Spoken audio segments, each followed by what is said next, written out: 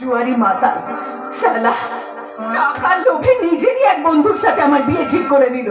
স্বামীর ভাত খাবো বলে সেই জুয়ারি মাতালের সাথে বিয়ে করতে রাজি হয়ে গেলাম।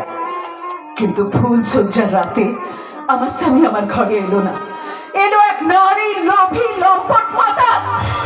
আমি ঘর থেকে ছিটকে বেরিয়ে যেতে গেলাম, কিন্তু সেও আমাকে আটকালো না।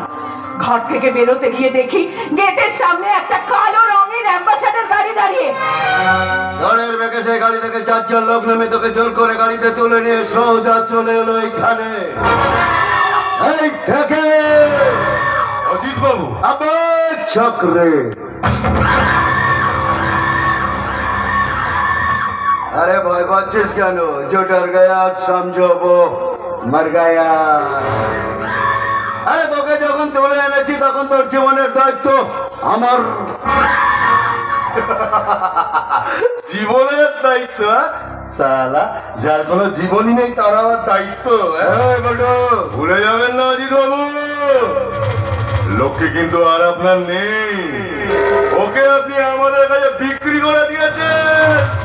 গরু ছাগল বিক্রি করে অনেকে দালালি করে শুনেছি, কিন্তু আপনি আপনি একটা মেয়ে বিক্রির দালাল। ও অজিত বাবু, আপনি বাবু আছেন, বাবু থাকবেন। এখানে আর কোন রকম খবরদারি করবেন না। আরে করি না রে, করি না, করি না, কেন খবরদারি করি না? আমি শুধু এখানে আছি লক্ষ্মীকে দেখতে।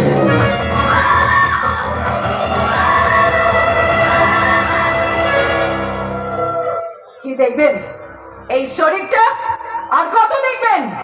5 বছর আগে তো সব দেখে নিয়েছেন। মনে পড়ে না সেই দিনের কথা? ফুল সজ্জার ঘর থেকে টেনে হিচড়ে এনে আমাকে এখানে ফেলেছিলেন। আমি হাজার বারণ করা সত্ত্বেও আপনি আমার সব কিছু ছিনিয়ে নিয়েছিলেন। আমি ভীতা হরিণীর মতো ছিলাম, আর আপনি হিংস্র বাঘের মতো আমার উপর ঝাঁপিয়ে পড়েছিলেন। মনে পড়ে সেই দিনের কথা?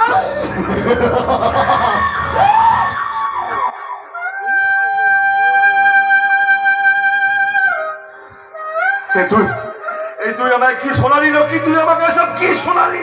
আরে বন্ধু, সেই বাবু আবার এসেছে আমার গান শুনতে, আমার নাচ দেখতে, আমাকে নিয়ে যৌবনের সমুদ্রে সাঁতার কাটতে। কিরে, কষ্ট পাচ্ছিস বুঝি? কষ্ট? কিসের কষ্ট? এদের জন্য বল্টুর বুকে কোনো কষ্ট নেই। কেন তুই জানিস না?